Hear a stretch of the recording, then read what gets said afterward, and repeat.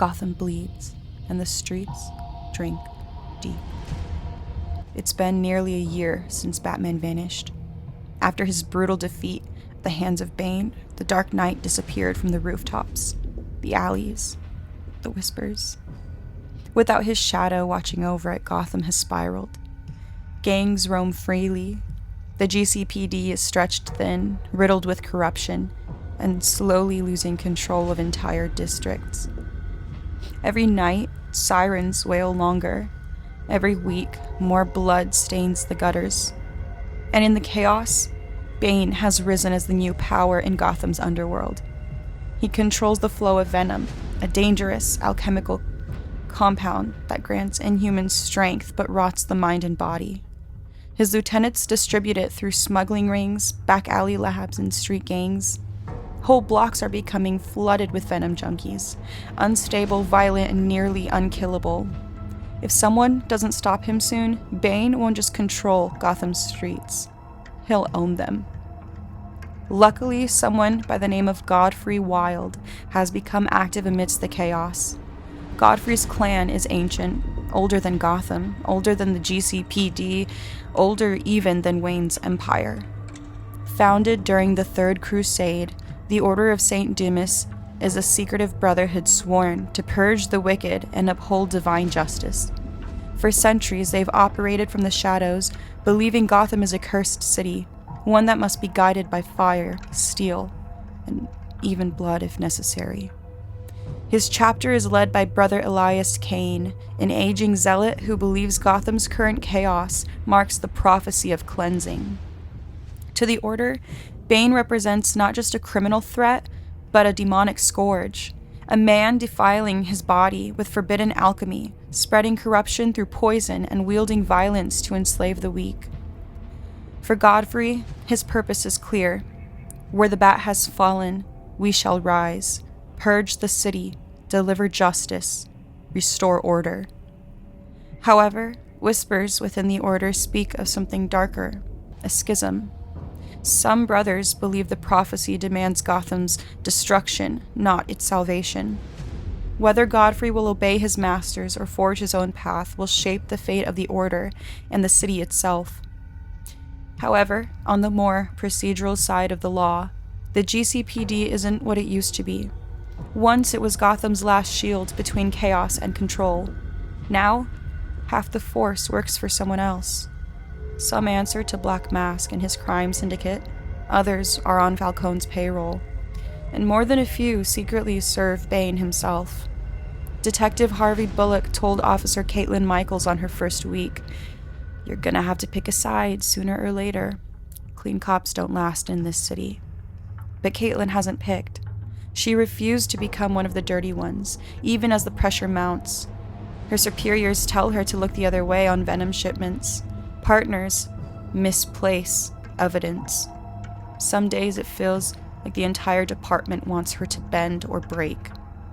Then came the Bainbridge warehouse raid. The night everything changed.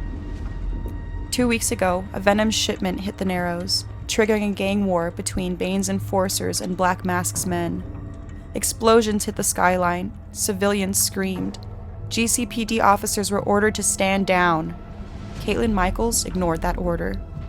Meanwhile, Godfrey and the 2 other Crusaders of St. Dimas had tracked the same shipment, believing it contained more than venom, perhaps an artifact of power tied to the Order's prophecy.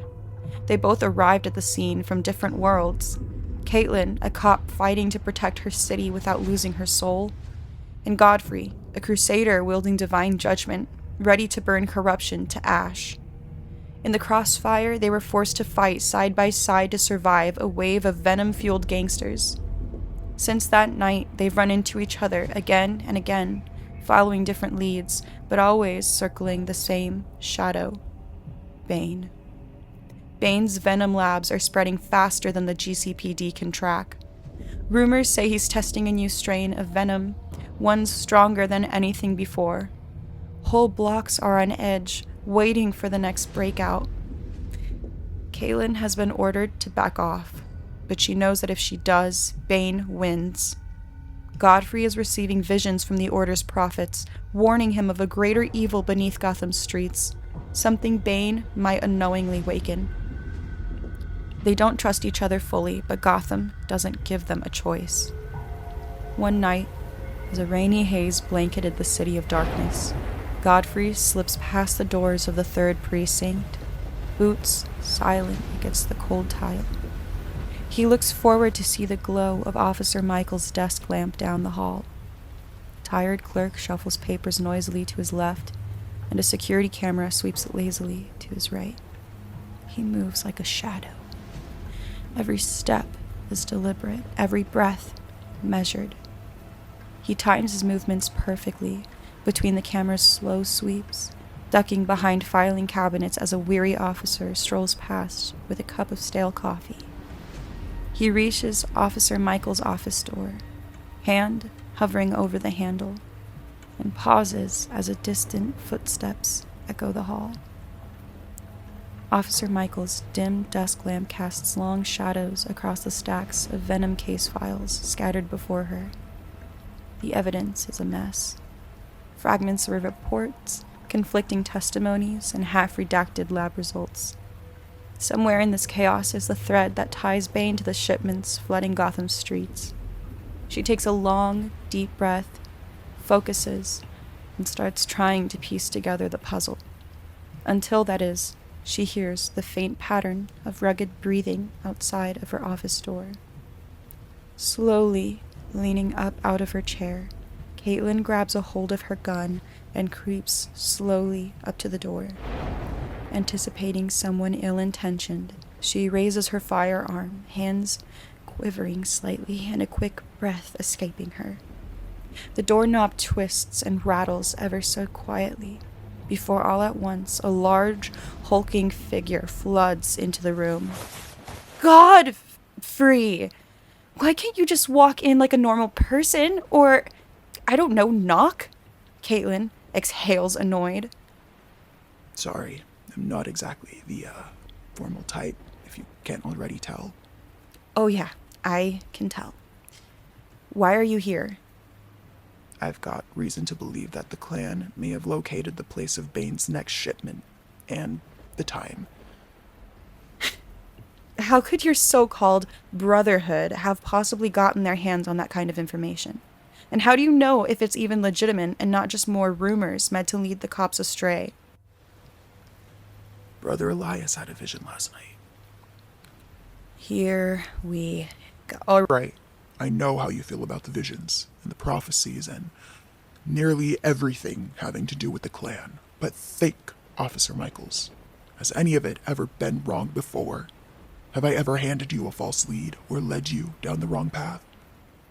You know we've only been associates for a matter of weeks, right? Just because you've brought me a few pieces of information. Key information, Officer Michaels. The kind of information that keeps a criminal in jail, or worse, Arkham. All right, point made. What did your prophet obtain from the vision? And I'm not talking anything woo-woo or symbolic. Woo-woo? Godfrey. Brother Elias is sure that the next drop of venom coming into Gotham would happen at a warehouse deep in the Narrows, on Hobb Street. What warehouse? I can take you there if you'd like. Well, that depends. When is the drop said to go down? Godfrey looks down at his wristwatch. In, 24 minutes.